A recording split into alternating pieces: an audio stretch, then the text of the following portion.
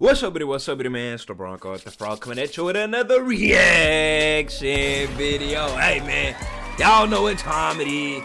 Why are Premier League stadiums so small? Y'all know. My school stadium, Texas Aggies, Texas A&M, class of 2021. We are the Aggies. The Aggies are we. Cal Field Stadium is right there on the thumbnail. That's one of the main reasons I clicked on the video.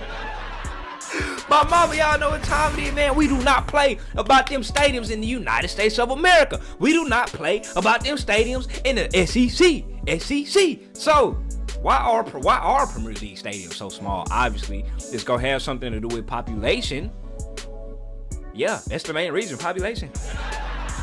Because anything else, Premier League is the most popular footy league in the world. But it's just always interesting to see that there are literally stadiums in high schools in Texas that are bigger than some Premier League stadiums, as y'all seen from my short when I was ranking all the Premier League stadiums. Hey, man, go subscribe to Intercept. Shout out Intercept for making this video. Get them to 30,000 subscribers. Hey, man, let's see what goes there. This is the Vitality Stadium, home of Bournemouth Vitality, FC, yeah, that's with a whopping tiny, capacity of 11,286. This season in the Premier League, Bournemouth have averaged an attendance of 97.42%. Yeah. Let's move over to America. This is Kyle Field. Come on, Aggies! Come on, Aggies! With a tiny capacity of just 102,733. That's nearly 10 times bigger than Bournemouth. A-G-G-I-E-S. Hey, let me chill. And they somehow average an attendance of hell yeah, Bronx used to be in there when I was in college. Still, Texas A&M is only the 4th biggest college stadium in the States. But Bournemouth are a massively successful club in the best league of the most popular sport in the world. Texas A&M are just another university. Hey, chill, boy. Hey, chill, boy. F*** wrong with you, boy. Don't be disrespecting them Aggies like that. Talk about some Texas A&M. It's just another university. No, we are the premier university in the state of Texas. Not University of Texas, them Longhorns. We ain't worried about them Longhorns. We are the premier university. Yeah, our football team is kind of, but in terms of fan base, we're number one. We're disrespecting Texas A&M like that. Vitality. Respect on our name, man. Intercept, my bad. So how is it possible that an exciting Premier League side's attendance is just a fraction of that of a college football team? Well, for one, the Vitality Stadium is the smallest in the league. In fact, it would be the 3rd smallest ground in the Championship, the league. Really? But even some of the bigger Premier League clubs don't come close to the size of college football stadiums.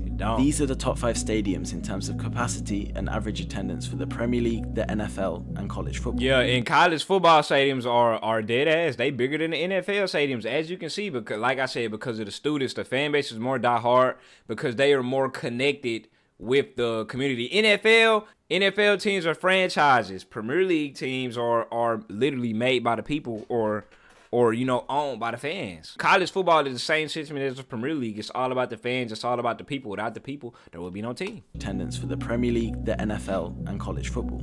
And even though these are some of the biggest sports organizations in the world, they're still completely dwarfed by their American counterparts. Yep. As a matter of fact, the average attendance for a regular NFL game would be the 2nd highest attendance in the Premier League and brings in nearly 30,000 more people than the average Prem game. But how does any of this make sense? Population. American football is nowhere near as popular as football, yet the biggest league in the world can't pull in as many fans as a random college game? Well, the reason that Premier League stadiums are so small, as we'll see, goes well beyond the popularity of the sport.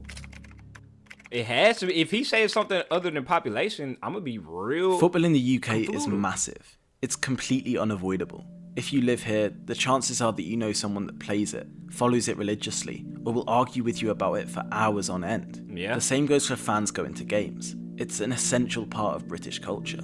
Going to watch the footy with your mates on the weekend. I mean, you've even got people that will follow their local town in the 8th division of the footballing pyramid up and down the country every It's facts. And my bad. week. My bad, big bro. My bad. I ain't mean to interrupt you, but when I was over there in Hungary, and I was with a UK camera crew or whatever, and we was like out to bars and whatnot. That's all they talk about. Footy. Oh yeah, this, that. Like it's all footy. Even the ladies that was in there, footy. I'm like, God damn, y'all don't get tired about talking about this, like you feel me? These are the average Let's talk about the economical and political state of the world. Baby. attendances from highest to lowest in the top 4 leagues of English football. And I know this is a lot of data to look at, so let's break it down into something more manageable. If we look at the average attendance for each league, the Prem's attracted around 41,000 fans per game. The Championship 22,000, League One about 10,000, and just under 5,400 for League Two. It's about a 50% decrease the lower the league. This actually puts the Premier League second in Europe after the Bundesliga, with the Championship close to the Eredivisie in terms of attendance. This feels a bit weird. I mean, the Prem's comfortably the richest league in the world. It should have the highest attendances, right? Well, we'll get into that later. But the total Premier League attendance going off every club's average would be 832,159. Okay. Adding the 3 leagues below, and you get 1.74 million fans watching live football. Only half of the stadiums are in use because of away games, so half in that figure gives us a rough estimate of about 870,855 people going to watch their team every week. That's about 1.45% of the population of England. Well, yeah, when you put it like that, when you put it like that, that is true. A lot of people really don't go to games.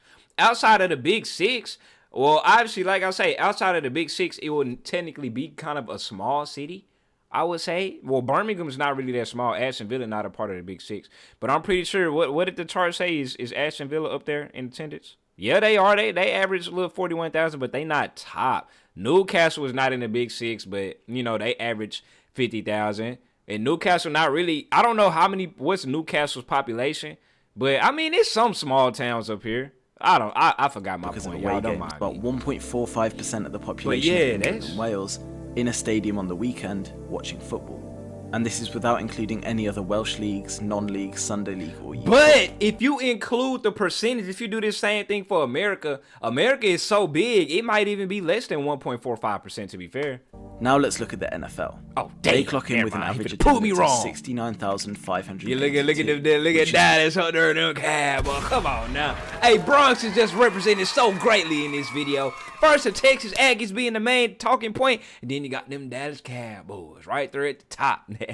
Already levels above any football league in the whole world. Their total attendance is 2.23 million, which is half to give us 1.1 million fans watching the NFL alone that's a less percentage on any given week. College football takes it to a whole nother level. Hell yeah. The top 20 college football teams average 89,971 fans per game, which seems absurd for a pretty niche sport at just the collegiate level. And surely more people could name. Hey, don't get it twisted. College football is not niche at all. College football is just as big as an NFL in the United States of America, for real. Starting striker as opposed to Michigan's starting quarterback. I mean, to be fair, college football teams only play 12 to 17 games a season, and they're highly populated by students. But whichever way you look at it, they're still making English football games look like friendlies in the park. Premier League clubs do fill out their stadiums, so you could argue it's solely to do with capacity. But if football is so popular, then why are the stadiums so small? One thing we can do is take an existing English football ground and see if we could expand it in any way, shape or form to compete with the size of an American football stadium in the States. Anfield is a perfect example. Iconic stadium, huge city and fan base, and Liverpool have a massive demand for tickets and the 5th highest revenue of any football club in 2025. The perfect recipe for filling out a 100,000 seat stadium. Anfield, however, only holds 61,000 fans right now, even after a recent expansion. That seems like a lot, but for one of the biggest, most historic clubs in world football, it's kinda small. Maybe it's a ticket price thing. Let's expand it. The main stand and Anfield Road have already been extended and redeveloped in the last decade, so that leaves us with the Kop and the Sir Kenny Dalglish stand. To expand the Dalglish stand, the club would have to buy the houses on the adjacent road, knock them down, and okay, so that's what it is, yeah. So the point that he finna get to in this video, I don't mean to jump the gun, but I'm finna jump the gun just so I can sound smarter. But the point that he's gonna make is a lot of the Premier League stadiums is old and was built in like the 1800s and all of that nonsense. So as for the 1800s, when they built it, these were sufficeable stadiums. But now that they stayed in those same stadiums for that long and you know, it was built in the communities and whatnot, now that it's 2026, you want to expand, these people still leaving these houses. You're going to have to buy these houses up. Some people go refuse to move. And then over here, you're going to have to buy these houses up. Some people is going to refuse to move. You look at American stadiums, there are nothing but parking lots around them. They're not built in the neighborhood. So, yeah, they kind of shot themselves in the foot with this one. Something that was already controversially done to upgrade the main stand. The Cot backs onto a main road, which has loads of local businesses and transport, which is essential to how the city and the club run. Let's say, for argument's sake, they could upgrade a stand, and the capacity grew to around 70,000. And the idea sounds great. More fans, more support, more revenue. But the club would have to make serious changes to the transport and infrastructure around the stadium to make it safe and easy for the fans before and after the games. They need to extend a railway or build a tram line, you might as well all just after build a getting new permission stadium from the local city council. All for an extra 5,000 to 10,000 fans. Is the payoff even worth it? So, if you're the Liverpool owner, what are your options? The only other reasonable choice would be to relocate to a location with much more space and better transport options. Yeah, look at that. But this comes with arguably the most controversy. Firstly, those kind of locations don't exist in central metropolitan areas. But moving away from Anfield, a location used since 1892, which is deeply rooted in Liverpool's it's all about the culture, history would over cause there. absolute havoc. Liverpool's rivals, Everton, actually recently moved to a new stadium that, according to the Financial Times, cost them £800 million. And their new stadium only has 52,000 seats. It's not big at so all. if Liverpool wanted to relocate and accommodate closer to 90,000 people, they'd be looking at over £1 billion to do so. Relocation is such a huge financial risk, but the real damage is done to the fans. West Ham moved from the vibrant, charismatic Upton Park to the London Stadium in 2016. Fans voiced their disapproval, the atmosphere got worse, and the club lost some of its real identity. One of our friends who supports the club said the stadium move represented the death of West Ham United. Bro, if they would just get rid of the track, I feel like that would be all good. Get rid of the track and then build some stands like right over where the track used to be. Then boom, you got it. The club I fell in love with, and the birth of West Ham London, a club I barely recognise. And I'm sure a club like Liverpool, with fans that cherish the culture of football so much, would respond in a similar way. Because London Stadium was made for the Olympics, right? Is that not where they did the track and field for the Olympics? I'm pretty sure. This is not a stadium that was originally built for football. It sounded like it was built for track and field. Essentially, Anfield is trapped, built in the heart of the city with no options to expand or relocate. And this is the case for a lot of clubs in England. Don't get me wrong, this isn't necessarily a bad thing. Anfield is a great stadium with endless culture and history. We're just looking at things purely from a business point of view. But sometimes clubs do get too big and have to move somewhere else. But like we said, this comes with a whole array of problems. It's not like in the NFL when a franchise like the St. Louis Rams can just move halfway across the continent to a more lucrative area and continue to be just as successful and profitable. The only significant time a club in England relocated somewhere completely different was when Wimbledon... AFC Wimbledon with the Dons, MK Dons. Yeah, I know my footy history. Quit playing with me, boy, like I ain't like that, nigga. Huh? Moved to Milton Keynes in 2004 and changed their whole club identity, becoming MK Dons. Wimbledon fans were outraged and recreated AFC Wimbledon, and there's been a fierce rivalry since. But neither club has exactly progressed since the split, and they both still sit towards the bottom of the EFL with problems on and off the pitch. The only teams that the Dons is in League 2. The Don boys in League 2, ain't that something? At least Wimbledon ahead of them. The only teams that have successfully relocated, if you can even call it that, are clubs at the top of the Premier League. The most notable being Spurs, who demolished White Hart Lane and moved to the Tottenham Hotspur Stadium in 2019. Oh, beautiful stadium. But the problem is, a lot of niggas is broke. Like straight up, let's just keep it 100. Football isn't exactly profitable. Not enough commercials in it. I think that's really what it all boils down to. The TV deals. It's not really a way to fit commercials into a football game in a natural way without pissing everybody off. So that's why boys is really broke. The thing is, they built the stadium on the exact same land and played at Wembley during the construction. Okay. It would have caused outrage if they had to move out of Tottenham, and the disconnect with the fans and the culture of the club would just be unheard of.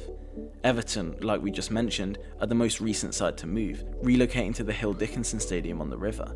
It's only a 10-minute drive from Goodison Park, but again, only a club firmly established in the Premier League can feasibly relocate, and even so, they're restricted massively to an extremely dense and populated city. Bro, that is a beautiful outside. I love the waterfront look. I need to visit this stadium. Being able to stray too far from their loyal fan base.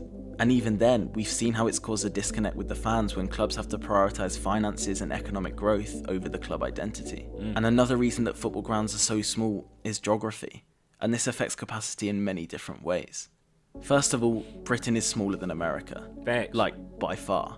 The 48 American states that make up the contiguous land area are just under 3 million square miles, whereas England and Wales, home of the English footballing pyramid, are only 58,000. America is 50 times bigger. Nigga, you can fit the UK and the United States so many times over. Square miles, whereas England UK, and Wales, the size of home Texas, of the English goddamn. footballing pyramid, are only 58,000. America is 50 times bigger, and football's still the most popular sport in the world, and England is its home. It just means much more competition for the limited league spots, and space for a football team. Let's take London for example, the most populated area of the country. In the Premier League alone, you've got Arsenal, Chelsea, Spurs, Fulham, West Ham, Brentford, and Palace. Hell yeah, that's really what it is. Good idea. Intercept. Boy, Intercept out here cooking. I never thought about that. In America, one city, well, you have two teams max. LA has the Rams and the Chargers. Dallas has the Cowboys. The football equivalent is if LA has 6 NFL teams, or if Dallas had 5 NFL teams. That's how the freak London is. But if London only had 1 or 2 teams, you gonna need that stadium or two of 100,000, even more. The EFL, which is the official top 4 leagues in the English footballing pyramid, you've got 14 clubs alone. And that's not to mention hundreds of non-league and semi-pro sides that will all have small grounds, official expenses, and players under contract. We're running out of space. And sadly, clubs towards the bottom of the EFL are much more likely to go bust or plummet down the league system than rejuvenate their club and fan base with a progressive relocation. But the biggest difference between the UK and America isn't even directly to do with geography. It's the structure of the leagues. One main reason college and NFL teams attract so much investment is because their future is almost guaranteed. Facts. Obviously, no one can predict who's going to win the Super Bowl in 5 years. No promotion or relegation. That's another. Well, I don't know what that has to do with stadiums being small, but in terms of money, yeah, no promotion or relegation. But I can tell you for a fact it will be one of what the hell is the 32 teams in NLL? the NFL. What the fuck? What is that? NLL, National Lacrosse. Did this nigga just pull up the lacrosse league? I didn't even know we had a lacrosse league.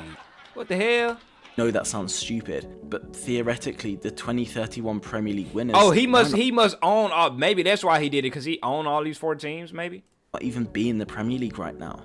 Theoretically, the 2031 Premier League winners might not even be in the Premier League right now. Yeah. The point is, American sports leagues are closed. There's no promotion or relegation. Yeah. Every team, regardless of skill or performance, will be there at the start of next season. And this is arguably the most significant difference between the sports structure of each country, and why stadiums in the UK will never reach the magnitude of their American counterparts. In the Premier League, if you get relegated, you're in real trouble. You do have teams like Leeds and Burnley that seem to be able to recover and bounce between the top 2 leagues, but most of the time, the shock and financial blow of being demoted into the Championship is enough to cause a knock-on effect which can send the club into a spiral. Look at teams like Leicester, Huddersfield, Norwich, Watford, Sheffield United, the list goes on. They still haven't recovered from relegation, and it's Watford, Sheffield United. Now they're scrambling to avoid third to complete failure. Norwich City's relegation. Sheffield relegated, a laughing stock from Watford. Why Eustace could be next. Huddersfield Town collapsed from the brink of the Premier to the 3rd tier. The list goes on.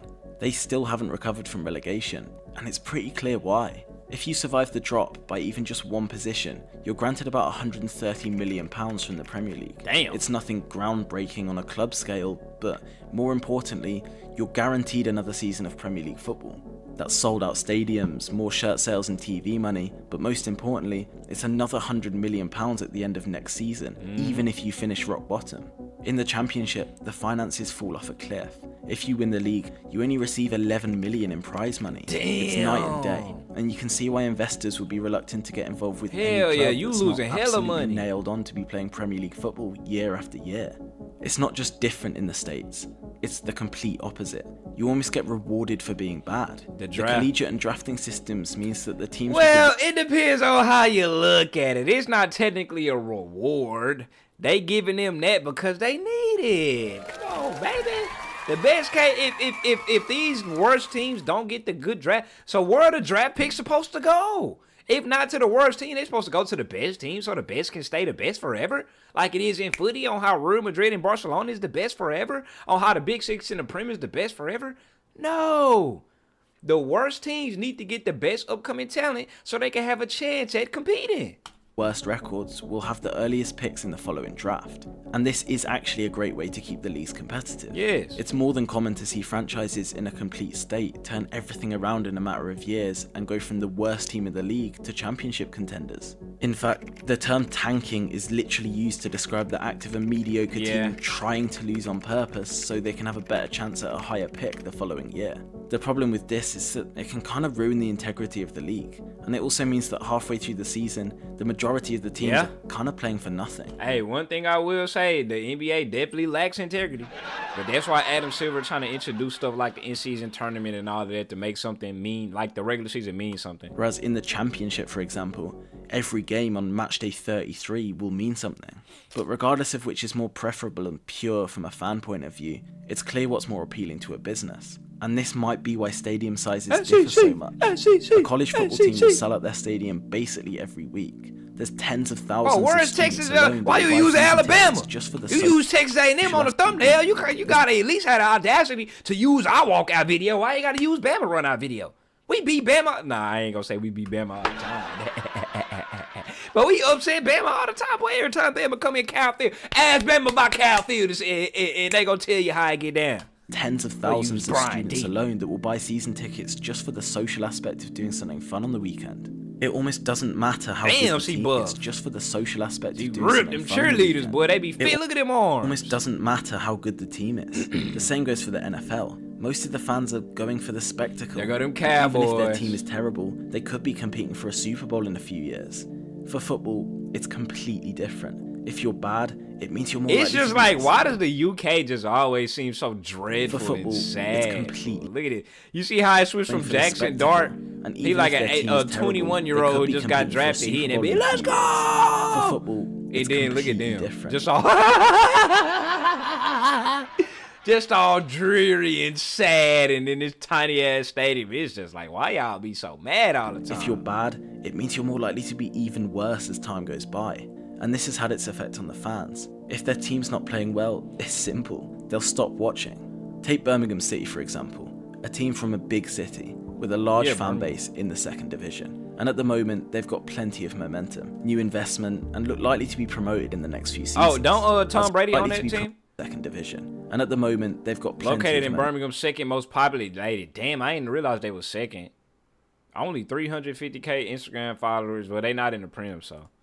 New investment, and look likely to be promoted in the next few seasons. As a result, they're filling their stadium out. Fans want to see good football. But just a few years ago, it was a completely different story. So it's the same in America, to be honest. Terrible. I ain't gonna lie, I don't agree with what he said when he saved the team bad. That the Cowboys is a national brand, so the Cowboys are always gonna pack the games out no matter how ass we are. But other teams like the Panthers, if them niggas is ass, bro, people are not showing up. College football is the same way, to be honest. Look at Kansas. Turnout. Look at Indiana. They just won the national championship this year. But look at Indiana crowds 5 years ago. It was 10 people there. I shit you not, because they didn't win. And you can see how stark the differences in attendance were. Over the course of a season, this has a real damaging impact on club revenue. And this volatility is a nightmare for investors. The closest comparison I could make was with the Washington Commanders, a team that's had a pretty rough decade or so on the field. But to be fair, the Commanders are also one of those legendary franchises. But it showed some real promise in the last couple of years. While the Commanders' attendance has also increased, it's nowhere near as drastic as Birmingham's. In fact, in 2023, they had about as bad a record as you can really get, and still filled out their stadium every week. I doubt that. I don't know about that. Maybe they sold, like, you know, teams tickets sold don't necessarily account to, like, you know, how many people is in the stands. Let me see. Watch the Commanders schedule 2023. There it is. So let's take a random home game. The Bears versus Commanders, October 2023. All right, it was 40-20. It was a Thursday night, so it was some people in the stands. Okay, I was proven wrong. I'm wrong. Okay, I'll admit that. Hey, NFL just massive in it. The attendance has basically no correlation with how good they are, and as an investor, that's exactly what you want to see. Funnily enough, Birmingham were actually taken over by Tom Wagner, an American businessman that's funneled loads of money into the club. Okay. But one of the real reasons behind this seemingly risky investment is building a massive new stadium in the second biggest city in the country that can hold dozens of non-football events. The Spurs have set the blueprint of smokestacks is how to be nuts for the seemingly Birmingham. risky investment is building a massive new stadium in The powerhouse, the smoke factory and smog and fucking Peaky Blinders. the second biggest city in the country that can hold dozens of non-football They need a new badge. events. That badge Spurs have is set the lit. blueprint of how to succeed financially, regardless of what happens on the football pitch, and other clubs are starting to follow suit. But even their match days are completely different to any other club in the Prem, and this shines light on exactly why these American mega stadiums are US so Bank is lucrative. beautiful. Your average Premier League match day probably looks something like this. You leave the house at midday and go and meet some friends in a local pub. You might get some lunch, maybe a few pints, nothing that's gonna Oh, break this the bank. AI? More importantly, you're supporting a Yeah, it's local too business, not the football club directly. Lineups get released, and you start heading towards the ground. You might get the bus or a tube, but a lot of people will walk. You get to the ground, find your seats, and get ready for the game. You might arrive half an hour before kickoff, but it's unlikely to be much earlier than that. The game Is takes this about 2 AI? hours. You Bro, watch if the this whole thing, AI, and when it's AI finished- is nut, bro. Where are we going as a society? AI is for boy. finished, you head home. Again, Damn, modes they of look transport real. will vary, especially for the away fans. But for most people, it's about a 7-hour round trip that probably costs anywhere from £50 to £100. But your average NFL game day is a completely different spending an story. arm and a leg, that bro. probably looks something more like this. You leave the house in the morning. The average distance from the stadium in the NFL is naturally much longer. You'll Yeah. most likely drive into the game, and it's going to take a while. You get to the stadium a couple hours before kickoff and get some food to make the Bro, most of the drive. this is all AI. There's plenty of options, but most of them are in and around the stadium and support the club directly. Even if you're not inside just yet, all the pre-game events and tailgates are on the premises. Facts, Pre-game tailgating is consumption live. is a lot more common. You might buy a program and some merchandise, but even the food and beer is way more expensive than at an English football stadium. The game lasts closer to 3.5 hours. There's constant breaks, advertisements and distractions, and the game itself is harder to engage in. After the final whistle, you head off, but the average fan isn't local. I don't and think by the this time they're AI. home, it comes closer to a 10 to 12 I think hour it's round AI trip enhanced. that costs $300 to $400, especially when you include the steep price of match tickets. Don't get me wrong, this is a massive generalization, and there'll be exceptions on both sides, but you get the idea. These almost seem like two completely different activities, Yeah. even though when you break it down, it's just fans going to watch their favourite team kick and throw a ball around. But all this proves just why American stadiums can be so massive. The games can be awful, the ticket prices are ridiculous, but the stadiums sell out every single week.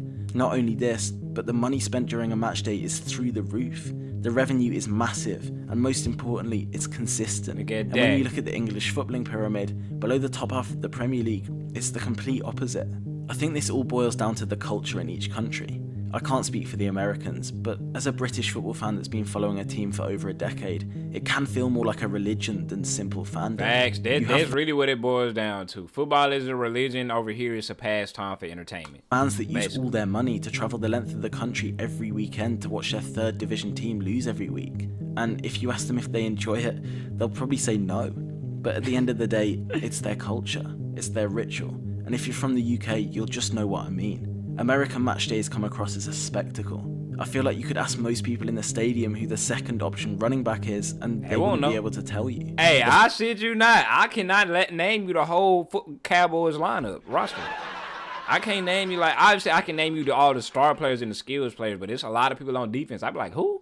Yeah, you feel me? You watching the brand, you watching the team. I don't give a damn about the non-star players. Franchises control the event, and the fans don't feel as engaged or connected with the team and the players. And this stark difference is why stadiums in America can be so much bigger. I think the best question to ask is, if theoretically the stadiums had the space, would English football teams fill the seats? And it depends how you look at it. Most of the big Premier League clubs They will. certainly would. I mean, just look at how many fans are on the waiting list for their season tickets. It's ridiculous. I know not every single person would go to every single game, but theoretically, Man United could fill a stadium with 170,000 seats. And football really is that popular. It's not unreasonable. Hell yeah. However, the further down the leagues you go, the less it's gonna likely get worse. And the beauty of the league structure is that any club, regardless of size or stature, can compete against the best with the right coaches, players and management. Yeah. That's why you have clubs like Brentford, Bournemouth and Brighton doing so well in the Premier League. It gives fans from smaller towns and cities the experience and joy of watching amazing football without having to support the financial powerhouse 150 miles away. But even a club like Bournemouth, that's been in the Premier League for 9 of the last 11 seasons, hasn't expanded their tiny stadium. And now we know why. College football, the NFL, and American sports in general, they're all about consumption. I don't know why. So Bournemouth was always one of those League 2 or League 1 clubs, huh? So that's why they got that little ass stadium, because it is a League 2 stadium. They just never got around to upgrading because of all the complications. It reflects in the stadium sizes, the matchday experiences, and how the leagues operate. I'm not even saying this as an insult. I'm a huge basketball and American football fan myself, but it comes with its drawbacks. English football is about culture. Yeah, it don't mean it's our sports don't mean as much. It has a completely different feel to it. And while it has its downsides as well, it's what makes football so unique and special. The thing is, football in the UK is becoming more American. Club takeovers like Birmingham and Wrexham, tourist match days at Spurs and Man City. Hey, bro, it'd be so live with the little player match things, days with the mirror, shiny mirror things. And Man City, even stadium relocations like Everton and West Ham. It's brilliant for the finances and the global attraction of the sport, but it can sometimes feel like it's detaching from the real authenticity that English football fans know and love. But as long as the structure of the leagues remains the same, and supporters keep their voice, British football has, and always will, be about the fans. Hey, shout out British football. Beautiful, beautiful video by man's like Intercept. Bro, this was a beautiful video, man. Go subscribe to him, get him to 30,000 subscribers, bro. Why Premier League stadium so small? Well eloquently spoken. Pretty much accurate the whole way. The only thing he kind of misstepped on or misrepresented was saying that people don't stop watching the team when their team is bad in terms of stadium stuff. It is some teams out there. It's a lot of teams, booty teams, historically bad teams who struggle with crowd participation or whatnot. But other than that, yeah, he hit the nail on the head right there, man. Interesting to see the point of view of the different cultures. There are good things about each one, and there's also bad things about each one. But you prefer what you prefer, you know. Hey, beautiful video again. Like I said, clap up, subscribe to him, get him to 30,000 subscribers, and I'm out.